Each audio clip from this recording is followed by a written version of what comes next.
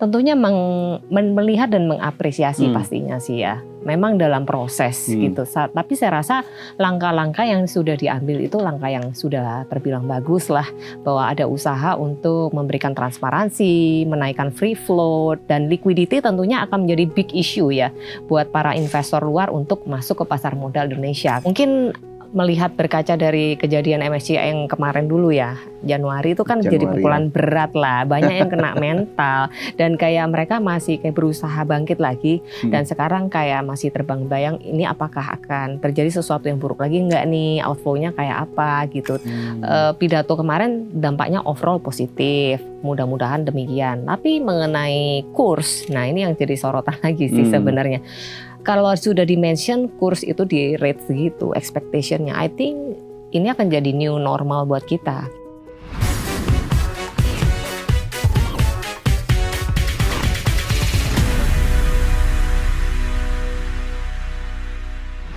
Halo Sobat Investor, Sobat IDX Channel, kembali lagi bersama kami di podcast The Cuan. Pasti sudah menanti apa yang akan kita bahas di hari ini setelah kemarin ataupun di episode sebelumnya. Banyak hal, banyak insight yang didapatkan begitu ya. Dan tentu saya juga sebagai host masih banyak sekali hal-hal yang bisa digali. Termasuk saya selalu belajar nih di setiap episodenya. Termasuk mungkin teman-teman yang mungkin baru mencoba mencari tahu atau mungkin sudah memang aktif di pasar modal, boleh monggo. Atau mungkin ada komentar juga silakan aja ya di komen. Atau minta narsumnya siapa, boleh nanti kita coba perjuangkan untuk bisa hadir ke podcast The Cuan. Nah, sebelum kita membahas lebih lanjut terkait dengan tema ataupun pembahasan kita hari ini, tentu kita akan kembali mereview terlebih dahulu kondisi pasar modal kita terkini, di mana kita tahu setelah pengumuman MSCI pada 12 Agustus kemarin, teman-teman, pasar modal Indonesia ini kembali mendapat perhatian investor, di mana MSCI memutuskan mengeluarkan sejumlah saham Indonesia dari indeksnya ya, diantaranya ada Global Standard Index dan juga MSCI Small Cap.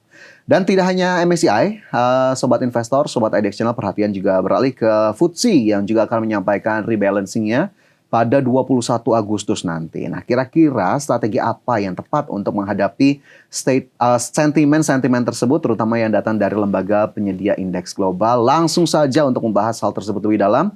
Di sini sudah hadir bersama saya tentu teman-teman seperti yang sudah tidak asing lagi, sangat familiar, bahkan pernah mampir di episode podcast The Cuan sebelumnya. Ada Mbak Helen Felicia yang juga merupakan professional trader. Selamat datang Mbak Helen. Selamat datang. Terima kasih sudah hadir. Terima kasih ya udah ngajakin podcast lagi. Di tengah kesibukannya ya, sempat aku intip-intip begitu ya di sosmednya, kayaknya nggak ada habisnya deh aktivitasnya Mbak Helen. Sampai sekarang pun masih berlanjut ini aktivitas trading barengnya atau mungkin aktivitas lainnya ya? Masih ya. Nah, mungkin teman-teman kalau penasaran juga bolehlah diintip-intip itu media sosialnya Mbak Helen. Oke Mbak Helen, kalau kita bicara soal pasar modal gitu ya, kemarin MSCI juga sudah mengumumkan terkait dengan rebalancing-nya. Tapi sebelum ke sana, teman-teman kan juga banyak yang mungkin baru mau terjun nih Mbak Helen ke pasar modal. Ada nggak sih tips untuk para pemula yang baru mau masuk ke pasar modal? Apa yang harus dipahami? Mungkin ada do and don'ts-nya gitu Mbak Helen? Oh ya, oke.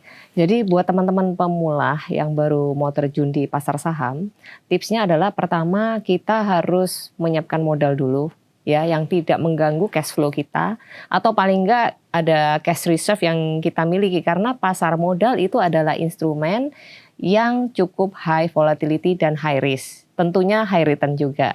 Jadi jenis karakter daripada instrumennya sendiri seperti itu. Jadi teman-teman mesti paham ya. Jadi kita nggak boleh mikirin cuannya aja, tapi kita harus juga manage resikonya.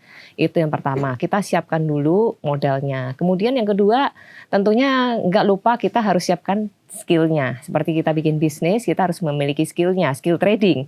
Nah, skill trading ini bisa kalian raih atau dapatkan dari berbagai macam cara, sumber, dan lain-lain. Kalian bisa belajar mengikuti pelatihan-pelatihan yang ada. Mungkin pelatihan-pelatihan ada di pasar modal dari IDX juga ada. Terus kalian bisa ikutin berbagai macam kelas, webinar, ataupun instrumen apapun itu yang bisa membantu kalian untuk belajar mengenali trading itu seperti apa. Dan bagaimana cara entry, exit, dan disiplin stop loss-nya. Paling itu aja sih yang tips awalnya.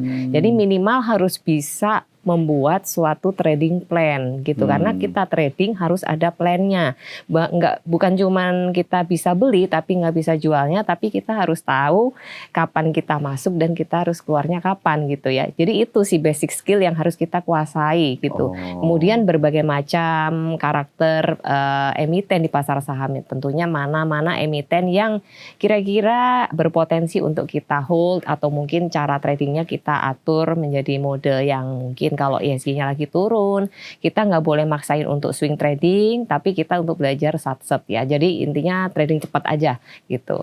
Jadi kita harus belajar mengenali season-season yang ada di pasar modal karena tidak di setiap kali arahnya tuh naik. Jadi ketika arahnya turun, we must know what to do gitu ya. Jadi jangan maksain kayak kita trading ketika IHSG yang lagi rally ke atas. Tentunya akan beda gitu ya. Gitu.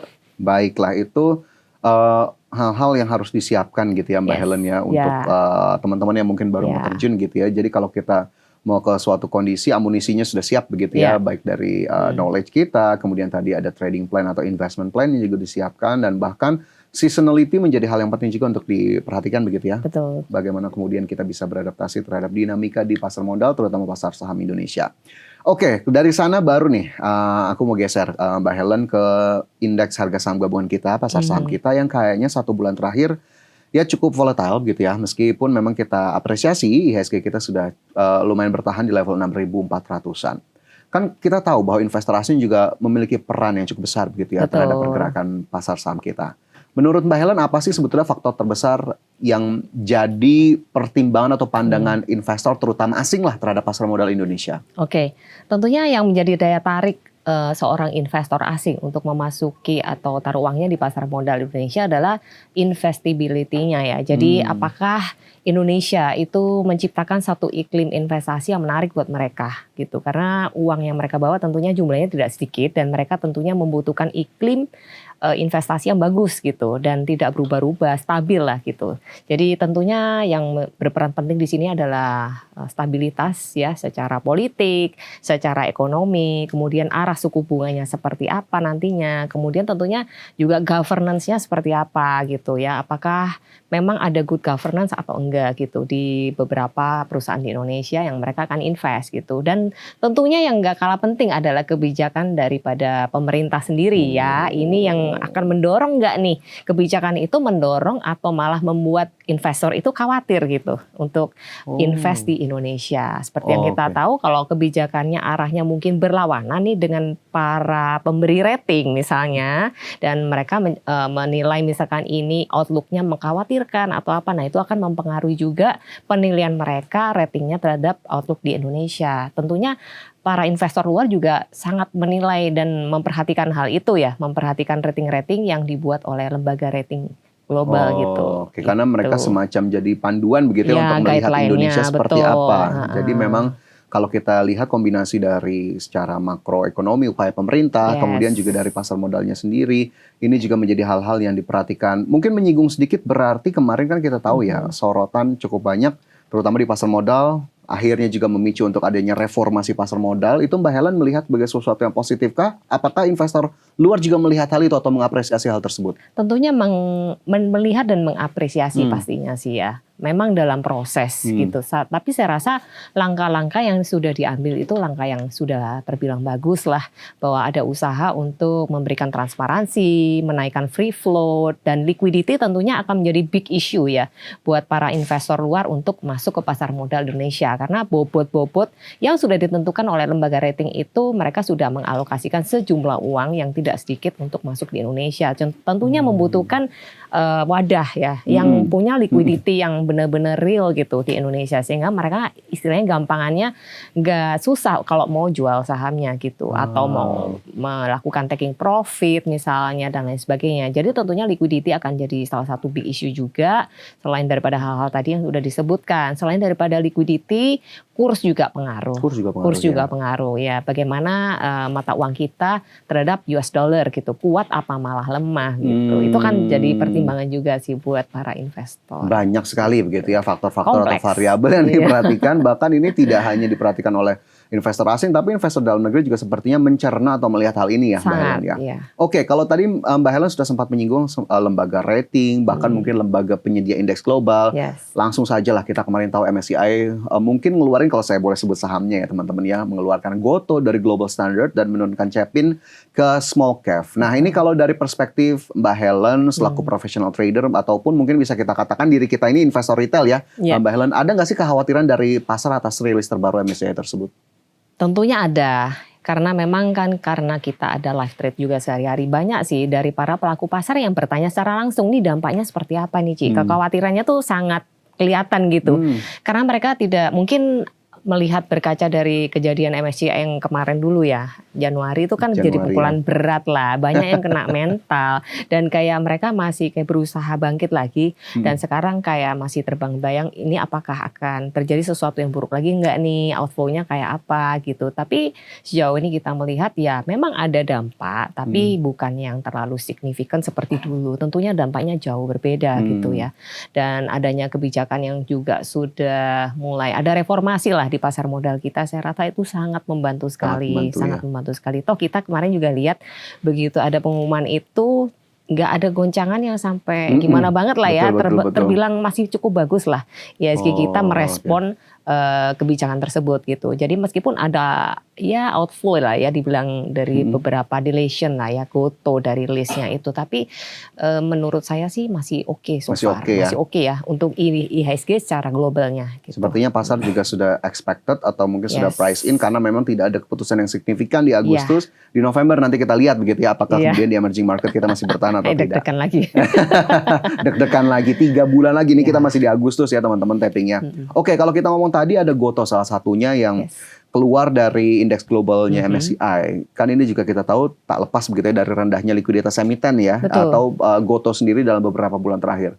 Sebetulnya tadi sudah sempat disinggung nih sama Mbak Helen. Tapi mungkin boleh aku tanya lagi biar pertegas lagi. Sebetulnya seberapa penting sih likuiditas dari sebuah saham sehingga akhirnya ini juga menjadi perhatian dari investor atau bahkan lembaga penyedia indeks global seperti MSCI, Mbak Helen? Oke, sangat penting sih, Sangat penting ya? karena itu jadi real concern buat mereka. Karena berkaca dari kejadian dulu yang MSCI, pemicu dan pencetusnya itu adalah sebenarnya masalah HSC ya, gitu. Jadi masalah transparansi, Kepemilikan ya. betul, terkonsentrasi, kemudian terlihat market cap-nya besar tapi terkonsentrasi gitu. Nah itu adalah salah satu big issue yang mereka juga nggak mau itu terjadi lagi gitu.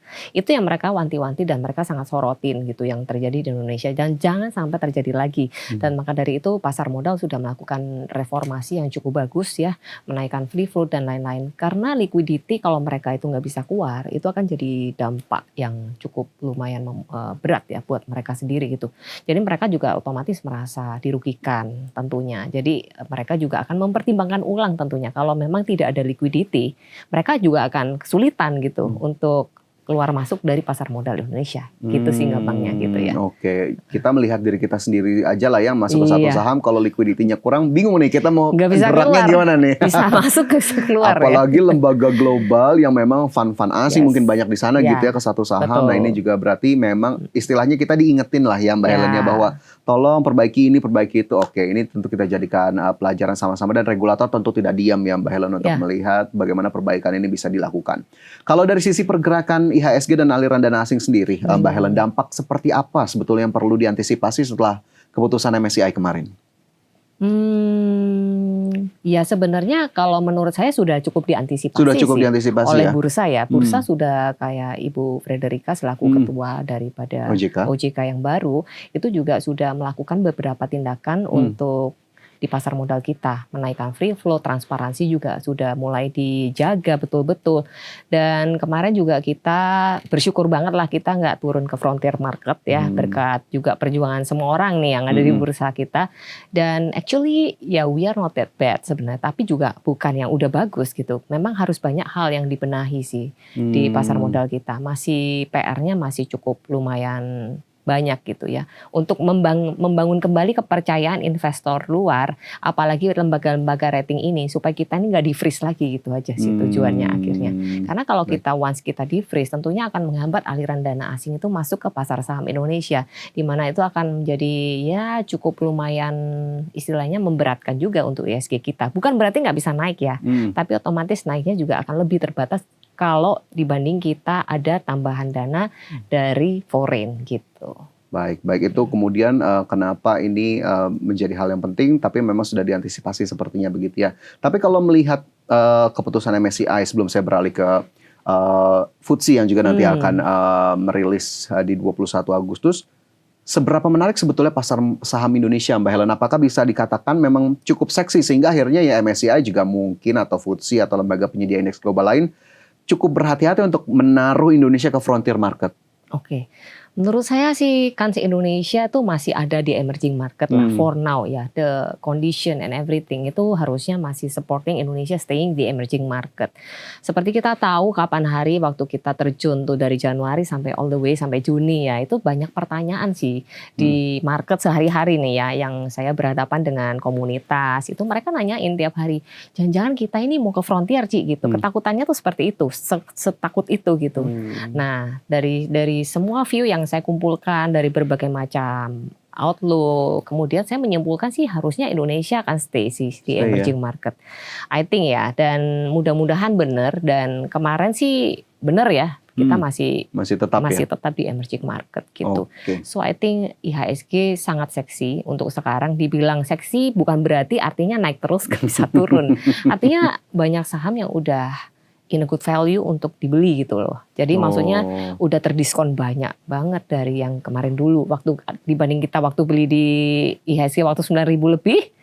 I think waktu di harga 9.000 lebih itu banyak orang masih berbondong-bondong rame-rame beli. Berani loh. Dan sekarang udah dikasih diskon Kenapa diskon-diskonnya. tidak berani gitu ya? Pertanyaan kenapa nggak berani? Mungkin karena asingnya nggak berani juga gitu. Mungkin tuh yang jadi salah satu yang bikin para pelaku pasar tuh masih kayak wait and see, atau mungkin nggak berani take the opportunity. Tapi sudah ada beberapa pelaku-pelaku di market yang udah lumayan agresif juga masuk ya ketika kemarin dikasih diskon. Jadi ketika IHSG kita drop down di titik terendahnya gitu ya, kemudian ada rebound tuh justru yang drive pertama itu bukan foreign loh. Beberapa kali dari histori IHSG kita tuh kalau kita lihat throwback beberapa tahun ke belakang, ketika ada zaman Covid, zaman apa, itu yang drive pertama kali bikin IHSG kita tuh mantul pertama justru dari domestik, bukan flow asing. Flow asing itu akan bertahap, lama-lama akan ngikuti masuk seiring berjalannya IHSG mulai kembali rebound. Gitu sih yang dari berkacain dulu ya. Confidence-nya domestic investor juga penting karena tadi akhirnya bisa menjadi motor dari penguatan pasar saham kita. Nah kalau dari MSCI kita sekarang geser ke FTSE yang 21 Agustus nanti ya, Mbak Helen. Setelah pengalaman kita dengan MSCI, apa yang sebetulnya paling ditunggu investor dari keputusan FTSE kali ini? Adakah kemudian view yang cukup berbeda, Mbak Helen? Dari FTSE sendiri mereka muncul kekhawatiran as usual lah, kayak foreign outflow dan sebagainya tuh apakah nanti seberapa sih dampaknya kepada IHSG kita gitu. Apakah IHSG kita nanti akan terkoreksi lagi ke level-level kepala 5 nih atau apa? Semestinya sih tidak sih. Tidak seperti itu ya. Mudah-mudahan enggak. Untuk sekarang IHSG kita tuh masih terjaga banget sih di trend line, dan I think level 6.000 tuh masih dijaga banget sampai sekarang. Level psikologis tersebut. Nah, kita akan lihat lagi nanti kalau memang ada ya outflow karena efek rebalancing dan sebagainya, seberapa besar itu nanti kita akan lihat lagi ya. Apabila 6.000 ini masih bisa menahan ya penurunan IHSG itu masih ketahan support itu, I think arahnya masih bisa potensial bisa naik lagi. Jadi koreksinya ibaratnya masih koreksi yang wajar sih. Koreksi wajar ya, karena sebetulnya poin-poinnya yang diperhatikan juga tidak begitu berbeda gitu ya dengan MSCI kemarin. Jadi kita harapkan memang masih cukup stabil dan solid gitu ya di situasi saat ini. Oke, kalau kita lihat momentumnya sendiri, momentum FTSE ini sebetulnya bisa jadi katalis untuk mengembalikan kepercayaan investor asing terhadap pasar Indonesia nggak, Mbak Helen? Sebenarnya ya dibilang bisa sih bisa ya, tapi I think lumayan kompleks juga. Karena yang mengembalikan kepercayaan investor itu terutama kalau menurut pandangan saya sih bukan hanya sekedar FTSE-nya sih ya. Tapi lebih kepada kepercayaan, trust-nya kepada governance-nya Indonesia itu gitu. Kayaknya seluruh ekosistemnya Seluruhnya, ya. Oh, jadi oke. mereka nggak bisa kayak cuman mengandalkan pandangan lembaga rating. Mereka juga akan look into deeper gitu loh. Jadi look deeper, mereka lihat bagaimana kestabilan ekonomi kita dulu, kebijakannya, apakah ada perbaikan nggak tuh kan kemarin yang jadi isu tuh, mohon maaf nih MBG kan jadi isu yang cukup lumayan santer ya di pandangan di lembaga-lembaga rating kita, itu salah satu yang disoroti lah untuk mereka itu.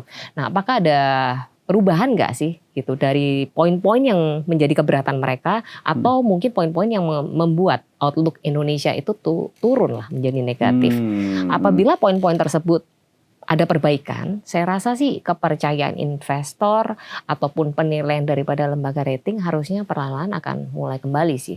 I think root-nya harus diperbaiki dulu gitu. Dari root-nya gitu kan. Jadi kita nggak bisa cuman kayak cutting off terus lihat surface-nya, tapi kita harus lihat deeper root-nya dari bawahnya gitu, dari bawahnya. Kalau bawahnya udah dibenerin, semuanya jalannya oke, terus kemudian stabil juga nih politik kita juga nggak ada demo, nggak ada apa. I think ya itu menambah nilai plus juga sih buat kita. Ya stabil aja ekonomi dan politiknya. Kemudian ya ini lagi yang disoroti oleh asing adalah fiskal. Itu juga fiskalnya tuh penting juga. Kalau selama pemerintah bisa menjaga ya APBN kita supaya tetap oke, ya I think itu juga salah satu poin yang akan dilihat oleh investor luar gitu, Pak. Bagaimana kemudian kebijakan fiskal, ataupun upaya fiskal untuk menjaga perekonomian ini jadi penting. Apakah kemudian ini juga bisa kita kalikan dengan kemarin, Mbak Helen, kita tahu di Jumat kemarin yang 14 Agustus, pemerintah sudah menyampaikan berbagai asumsi untuk RAPBN 2027, ada pertumbuhan ekonomi di 6%, inflasi di 2,5%, nilai tukar rupiah ada di 17.500 nih Mbak Helen untuk 2027. Betul. Ini kalau Mbak Helen ngelihatnya gimana nih? Apakah kemudian itu terefleksikan akhirnya mendapat apresiasi pasar karena Jumat naik hampir 1,6%, di hari ini juga di Selasa 18 Agustus masih naik Mbak Helen. Apa yang bisa kita lihat sebetulnya? Oke. Mengenai pidatonya ya. Nah, pidatonya sendiri sih dampaknya positif sih kalau kita melihat reaksi daripada market ya. Kemarin begitu bagusnya kita tutup sebelum hari kemerdekaan, ditutup dengan indah gitu, hijau gitu ya. 1% lebih, which is bagus. Dan ada beberapa saham yang mungkin sempat di-mention dalam pidato itu ya. Salah satunya ada TINS, GIA, itu juga tiba-tiba boom gitu, lompat gitu. Nah, itu mungkin salah satu yang bikin IHSG kita juga rame. Dan beberapa rumor lah yang beredar di market yang bikin ngedrive IHSG juga bisa naik gitu ya. I think pidato kemarin dampaknya overall positif. Mudah-mudahan demikian. Tapi mengenai kurs, nah ini yang jadi sorotan lagi sih sebenarnya. Kalau sudah di-mention kurs itu di rate segitu, expectation-nya, I think ini akan jadi new normal buat kita gitu. Kita nggak bisa expecting kayak US dollar-nya mau turun sampai ke level yang kayak dulu. Kayak 15.000, 16.000, I think lupakan dulu, mungkin kita akan stay di around segitu. Angka itu jadi benchmarknya. Nah, ada hal lagi yang mungkin itu yang positifnya. Hal yang menjadi concern saya adalah ketika yield obligasi ditentukan udah tinggi, ya itu di level 6,9%, which is itu artinya akan jadi challenging juga sih buat pasar saham. Which is kita tahu kalau obligasinya tinggi, maka akan ada potensi untuk capital outflow nih dari pasar saham pindah ke obligasi. Itu aja sih challenge yang mungkin kita perlu waspadai aja gitu. Oke, menarik begitu bagaimana kemudian tadi ekspektasi dari nilai tukar sehingga akhirnya bahkan mindset kita sepertinya harus agak digeser sedikit begitu ya. Karena memang benchmarknya ternyata sudah digeser ke angka tersebut. Tadi jika yield SBN disinggung, mungkin teman-teman juga memperhatikan begitu ya kemarin asumsi makro RAPBN 2027. Nah, ini mungkin teman-teman yang juga masih belajar atau mungkin sudah menggeluti bidang pasar modal, ini bisa jadi tambahan informasi kemana sebetulnya arah perekonomian Indonesia, dan nanti juga lembaga rating akan menilai Indonesia outlook-nya seperti apa, bahkan tadi lembaga penyedia indeks global. Oke, masih soal isu MSCI dan FTSE. Ini kan sorotannya biasanya ke sejumlah saham ya, Mbak Helen, ya, beberapa saham Indonesia ada yang dikeluarkan, diturunkan, di-delation begitu ya. Nah, apakah kemudian ini jadi saat yang tepat untuk kita menghindari saham-saham yang sangat sensitif terhadap rebalancing dari indeks global tersebut, Mbak Helen? Atau justru ya kita harus beralih ke saham-saham lain dengan fundamental dan likuiditas yang lebih oke? Nah, ini pertanyaan yang bagus banget sebenarnya. Yes, boleh di-avoid dulu untuk para pelaku pasar yang trader-trader kan punya tuh listnya. Nah, kalian bisa pelajari dulu apakah saham-saham kalian tuh ada di list tersebut. Nah, tentunya kalian harus melakukan evaluasi kembali ya di portofolio kita seperti apa kondisinya, mana-mana saham yang kira-kira akan memberatkan justru portfolio kita, atau bahkan kita akan melakukan adjustment di level-level pembelian yang berikutnya agak di bawah gitu ya. Apakah planningnya seperti itu? Kalau memang kita plannya hanya sebagai trader aja ya, kita disiplin aja menggunakan stop loss. Tapi kalau kita memang mau invest jangka panjang dan selama I think tidak ada perubahan fundamental yang signifikan di perusahaannya dan masih punya conviction, I think boleh dipertahankan. Mungkin tuh hanya gejolak sesaat aja ya. Memang akan ada drop down dalam segi harga, tapi kita bisa evaluasi kembali. Jika memang fundamentalnya masih menarik, ya teman-teman boleh melakukan buy on weakness gitu. Dan tentunya pakai money management. Nggak bisa kayak kita nangkep pisau jatuh, kita harapin dia langsung berhenti. Ini bottomnya harus berhenti, nggak bisa. Jadi kita harus punya beberapa layer pembelian. Tentunya dengan jarak persentase yang agak lebar-lebar lah. Misalnya let's say kalau turun lagi 30-40% baru buy kedua gitu. Ya kita alokasikan aja mungkin sampai 3-5 kali pembelian. Kalau memang mau jangka panjang atau swing agak panjang gitu. Oke, menarik. Jadi memang keputusan rebalancing dari MSCI dan FTSE misalnya ya tidak serta-merta untuk kemudian kita juga jadi mengeluarkan itu dari portofolio. Kalau memang kita masih confidence terhadap saham itu ya monggo saja begitu ya.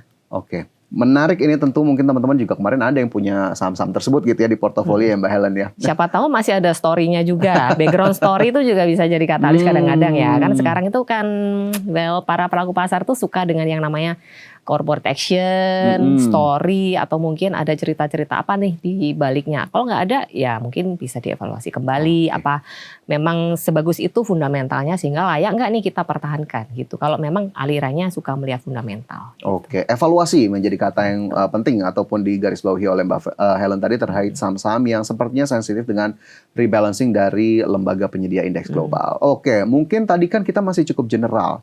Sekarang saya mau tanya ke Mbak Helen yang lebih spesifik nih kayaknya. Kayak bau-bau mau ditodong stop. Ditodong ya. Kalau ngelihat sektor gitu atau saham-saham terkait lah, ada nggak yang paling menarik untuk dicermati oleh teman-teman retail di luar sana Mbak Helen? Apakah mungkin dari perbankan, komoditas, energi, atau mungkin sektor lainnya saat ini? Banyak karena memang harga sekarang itu terbilang masih seperti yang tadi di info terdiskon lumayan banyak. Nah tapi kita lihat lagi, tentunya kalau dari segi big banks ya secara fundamental sih nggak ada perubahan yang drastis banget lah, selain terkait dengan kebijakan pemerintah aja tuh paling tarik ulurnya sama kenaikan suku bunga aja lah kalau itu ya masalah NPL dan lain-lain. Nah tapi kalau secara governance-nya dan lain-lain saya rasa sih masih tetap aja gitu. So I think big bank boleh lah kalau jadi opsi di Porto, apalagi yang belinya kemarin ya waktu IHSG-nya masih kepala 5.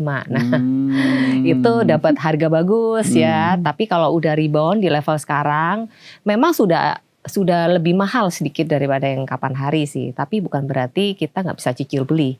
Tentunya kita juga harus punya, kalau baru mulai masuk sekarang nih untuk big bank ya. I think kalau misalnya teman-teman masih ada yang mau kejar dividen dan lain-lain, dividen play boleh lah dicicil beli ke bawah gitu ya. Let's say kayak beberapa bank, boleh ya saya mention? Boleh dong. BBRI, BMRI kalau kalian mau kejar dividen. I think dividennya masih menarik lah itu. Kemudian ada lagi BBCA kalau kalian mau kejar growth-nya. Mungkin dividennya nggak segede yang BBRI, BMRI, dan itu salah satu bank swasta yang termasuk market cap-nya besar. Tentunya polisinya nggak beda. Nah, perhatikan aja teman-teman, kalau misalnya BBCA itu drop down parah, itu broker-broker itu aja yang cover. Pasti akan di cover itu biasanya ya.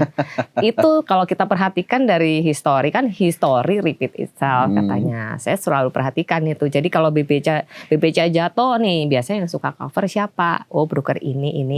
Nah, itu kalian bisa pelajarin. Jadi nggak dibiarin. Jadi mereka justru malah nungguin di bawah gitu. Begitu ada diskon gede, mereka langsung masuk. Dan itu bisa naiknya sustain like 5 hari kayak gitu. Ya tentunya bukan yang kayak naik terus ya, tapi tentunya ada pullback sehat. Tapi nggak balik-balik sampai level itu lagi gitu kan untuk sekarang gitu. Selama nggak ada isu aneh-aneh, mudah-mudahan nggak apa-apa. Itu dari banking ya, in my view. Kayak BRIS, mungkin teman-teman yang syariah ya, itu juga bisa pertimbangkan. I think BRIS masih di level-level yang menarik ya, angka-angka 1.600, 1.700-an itu boleh dilakukan cicil beli lah. Memang harganya bukan yang kayak boom naik kayak saham yang arah-arah gitu, tapi I think bisa memberikan return yang cukup menarik lah. Kalau cicil sabar-sabar aja. Kan memang karakternya Big Bang begitu ya. Betul. Kecuali unless ada drop down jauh, maka dia reboundnya baru bisa kencang. Selama dia nggak ada drop down jauh, ya paling spreadnya satu hari ya kayak sekarang ini. 1-2%. Begitu boom jatuh ke bawah, kayak berapa papan. Nah itu menarik karena reboundnya tuh bisa dapetin kita gain like kemarin itu 15% up. 15% ya. 15-20% dapat itu. Nah itu ketika masuk harus di harga bawah dan harus berani. Tapi beraninya bukan ngawur juga. Kita punya Ada dasarnya plannya ya. dan siap juga kalau gagal kita juga siap cut lossnya di berapa. Itu selalu harus dihitung. Itu dari banking. Yang kedua dari komoditi itu juga menarik ya. Tentunya kalau ISG rebound, banking rebound, komoditi juga akan mengikuti gitu. Nah komoditi such as apa nih contohnya? Misalnya banyak sih ya. Kayak yang kemarin disebut Pak Prabowo itu juga bisa dipertimbangkan. Langsung ya. Antam ya itu kan kalau harga Antam tuh juga terkorelasi dengan IHSG dan tentunya XAU US dollar ya harga emas dunia lah. Kalau emas dunianya lagi jelek atau turun, bukan jelek turun ya otomatis Antam mungkin sedikit tertekan. Jadi itu ada kayak tactical play lah di situ untuk saham-saham tersebut. Nah itu bisa jadi bobot tersendiri lah di porto. Jadi kalian bisa atur, nggak usah semua dibeli. Kalau satu sektor itu kita nggak usah beli semua. Pilih kita jagoannya menurut kita aja. Iya leadernya mana nih ya udah pilih itu aja. Karena ya kurang lebih lah geraknya kalau satu naik kan naik semua gitu. Jadi kita pilih itu tapi gunakan money management sama jumlahnya digedein. Saya rasa itu hasilnya kan percentage cuannya itu akan jauh lebih berasa daripada kita bagi uangnya. Sebar, jadi ya kayak contoh ada uang 10 juta dibeliin 5 saham. Satu saham kebagian cuman kayak sedikit kan, cuman seperlima. Nah daripada seperti itu mendingan 10 jutanya daripada dibagi 5 dapatnya 2 jutaan, lebih baik satu saham tapi 10 juta gitu. Tapi pakai money management, bukan langsung entry langsung semua di 10. Kalau nggak yakin ya kalian bisa bagi menjadi beberapa. Bisa ya. 10 juta, mau 100 juta, 1 M tergantung dari kemampuan masing-masing. Nah, dari komoditi ada AMMN juga menarik ya. I think it's a good thing ya. Jadi AMMN boleh dilakukan cicil beli aja. Jadi area-area tertentu yang under 3.900 boleh diperhatikan lah dicicil-cicil ya 3.700 itu I think masih menarik sih gitu ya. Jadi saham-saham dari sektor energi juga banyak banget. Satu mungkin Mbak Helen biar menutup 3 sektor tadi. Ya AMMN boleh tuh dilirik kan udah di ya. Itu jadi salah satu core stock juga boleh di porto ya. Tapi tentunya gerakannya kita mesti kenalin. AMMN itu kan volatilitinya cukup tinggi. Kadang bisa naik kayak mau breakout tiba-tiba turun gitu. Jadi kita hati-hati, jangan selalu beli bucuk gitu. Jadi mending antri-antri aja. Kadang nggak dapat sih, cuman I think better risk lah daripada kita HK di pucuk gitu kan. Terus habis itu layak punya. Untuk diperhatikan, dikejar gitu ya. Meskipun tidak langsung selalu dapat. 3 sektor aja lah. Kalau semua sektor nanti banyak banget nih yang dikeluarin sama Mbak Helen. Mungkin nanti boleh tanya aja lah, japri-japri aja. Mungkin boleh ya. Tadi boleh ada banking, ada komoditi, ada energi. Nah, tapi lagi-lagi ini disclaimer ini teman-teman tetap dikembalikan ke keputusan masing-masing, investment atau trading plan masing-masing. Resiko juga jangan lupa ya untuk di tiap saham atau sektor tersebut. Oke, sekarang kita geser ke yang lebih santai lah. Mbak Helen, aku mau nanya soal trivia nih. Kayaknya kita juga sudah hampir di penghujung sesi podcast kita. Mbak Helen boleh pilih salah satu jawaban. Mungkin boleh dikasih juga singkatnya nanti kalau aku mau perdalam gitu ya alasannya apa. Yang pertama, trading atau investasi? Trading, professional trading teman-teman. Trader teman-teman. Judulnya aja cici satu. Langsung ya. Bukan cici investor. Lanjut, big caps atau second liner? Big caps. Big caps ya, oke. Nah ini pertanyaan berikutnya agak-agak menarik juga nih. Bullish atau bearish? Bullish. Bullish dong ya. Kemudian buy on dip atau wait and see? Buy on dip. Buy on dip. Pasti itu. Pasti. Kenapa tuh Mbak? Buy on dip pasti banget tuh. Oke, jadi karena referensinya kita kan liquidity pertama, itu jadi big issue buat kita. Apalagi kalau kita ingin nggak susah nih keluar masuk. Memang spreadnya akan terbatas, tapi kalau kita melakukan buy on dip itu benar-benar jarang tuh momennya. Kayak beli big bang, contoh ya big caps itu kan salah satunya big bang tuh. BPCA atau mungkin BMRI, saya tuh hanya beli kalau ada dip. Nggak ada dip, nggak beli. Gitu. Karena in every dip itu reboundnya kencang justru itu. Jadi momentum play lah. Jadi kalau kita justru dikasih dip kita harus berani. Kayak contoh nih, boleh ya buka-bukaan ya. Boleh. Waktu live trading gitu kan, kita live trading gitu. Trading hard gitu. Bingung dong. Nah, kalau trading hard biasanya saya cuma perhatiin big bang ya. Kemudian kalau waktu yang tahun lalu kalau nggak salah tuh sempat 8 Maret itu kejadian trading halt sekali. Itu 4 Big Bang plus Antam, itu stock picknya. Nah, waktu di trading halt tahun ini kejadian kan itu waktu bumi antrian di ARB-nya ngeri-ngeri. Ya udahlah, kita nggak ambil bumi, kita nggak lawan arusnya, tapi kita coba cari opportunity kayak yang lain lah. Kayak BBCA waktu itu kalau nggak salah sempat drop down dari 63, 62, 6.000. Mau ke 6.000 aja sudah ditungguin tapi nggak sampai kayaknya. Waktu itu di 62, 63, 6350 itu udah mulai ngambilin gitu. Nah, jadi itu ketika dibanting kan dulu nggak pernah kan BBCA sentuh itu kan jarang gitu loh. Kan kayak masih 8.000, 9.000, 7.000. Nah, kita tuh nungguin, bahkan even nungguin sudah sampai 4.000, 4 kepala 4 lah. Nah, maka dari itu ketika nyampe di titik beli ya kita beli. Nah, nanti waktu ya kita trading gitu. Nah, itu bounce-nya bisa benar-benar lumayan gitu.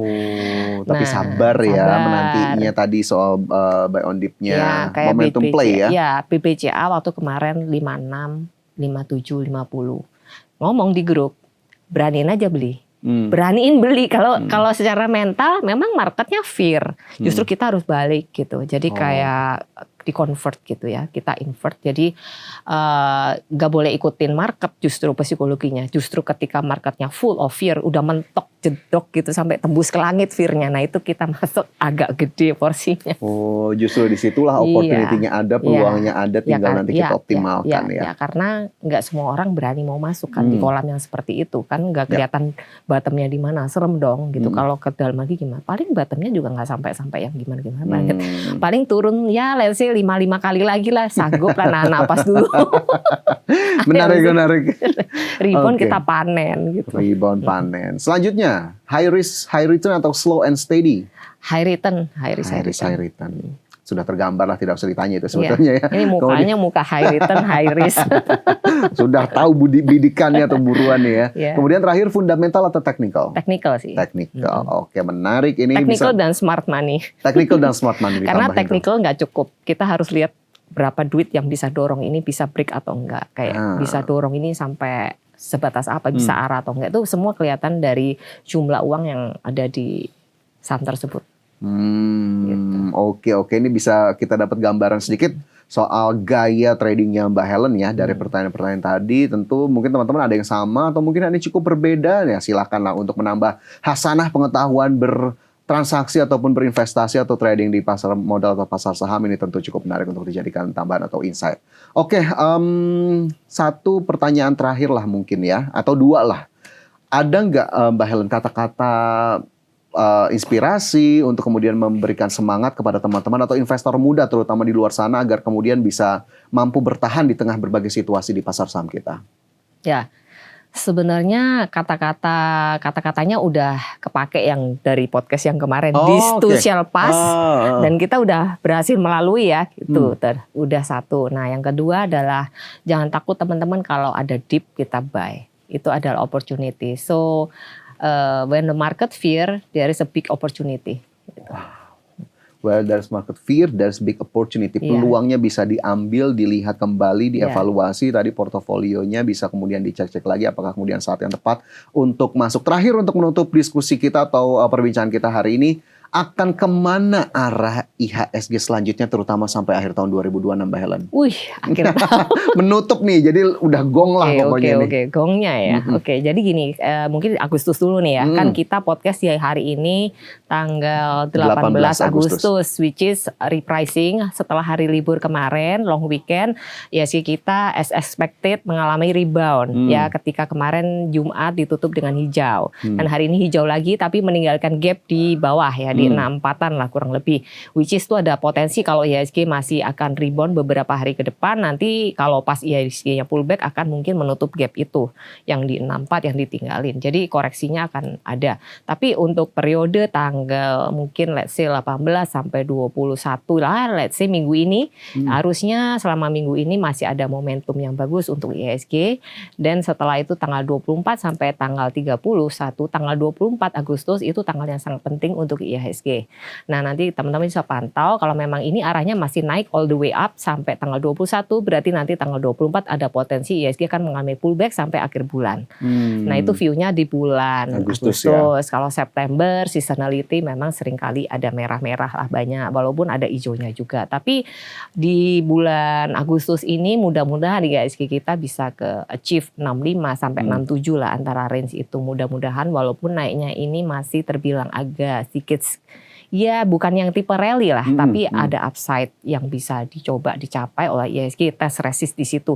Di mana 67 tuh ada 6.700 ada gap ya di atas, dan mudah-mudahan ini bisa ditutup dulu gitu. At least tahun ini kalau memang nggak ketutup di Agustus, I think ada bulan-bulan lain yang bisa itu ya. Nanti biasanya Oktober, November so-so, Desember ya mungkin up lagi. Jadi kalau misalnya Januarinya itu down all the way sampai pertengahan tahun ini biasanya akan cenderung membentuk bottom. Nanti all the way up kembali lagi ya naik turun, I think up-nya di Desember. Gitu. Dan mudah-mudahan kepala 7 bisa tercapai.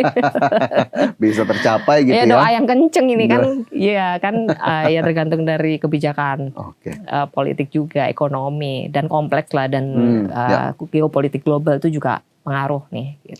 Baik, kita harapkan memang tetap solid, bisa melaju sesuai dengan harapan kita semua, meskipun tadi ada level konfirmasi yang perlu kita lihat terlebih dahulu begitu. Tapi tentu sebagai pelaku pasar, sebagai investor atau trader ya kita tetap optimistis begitu ya, pasar saham Indonesia bisa tetap menarik di tahun 2026 ini. Untuk 2027 nanti kita lihat lagi seperti apa kemudian laju indeks kita atau laju pasar saham kita. Baik, terima kasih banyak Mbak Helen sudah mampir ke podcast The Cuan IDX Channel. Semoga ini bisa menambah inspirasi buat teman-teman di luar sana. Mbak Helen juga semakin sukses dengan aktivitas tradingnya, bisa semakin menginspirasi teman-teman di luar sana. Mungkin monggo kalau mau cari informasi lebih lanjut soal aktivitasnya Mbak Helen, mampir aja ke sosial medianya, atau nanti kalau kita punya waktu kita undang lagi, mungkin ada bahasan yang lebih menarik lagi, atau marketnya lagi ada hal-hal yang mengejutkan, Mbak Helen akan kita panggil lagi.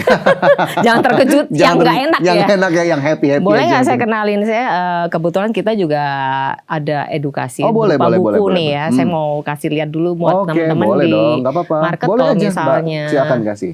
Oke, jadi teman-teman kalau mau belajar Satset Cuan Trading, ini ada buku yang simple yang saya buat teman-teman di market. Siapa tahu teman-teman pengen belajar ya di rumah atau lagi di mana aja, ini kalian bisa bawa bukunya.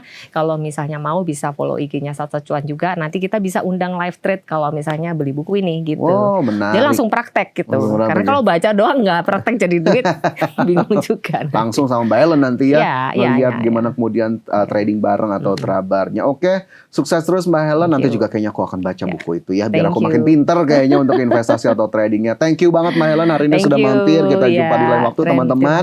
Kita nanti jumpa di episode berikutnya di podcast The Cuan IDX Channel. Tetaplah bersama IDX Channel untuk menggali informasi-informasi lainnya. Saya Fajar Royan, terima kasih, sampai jumpa.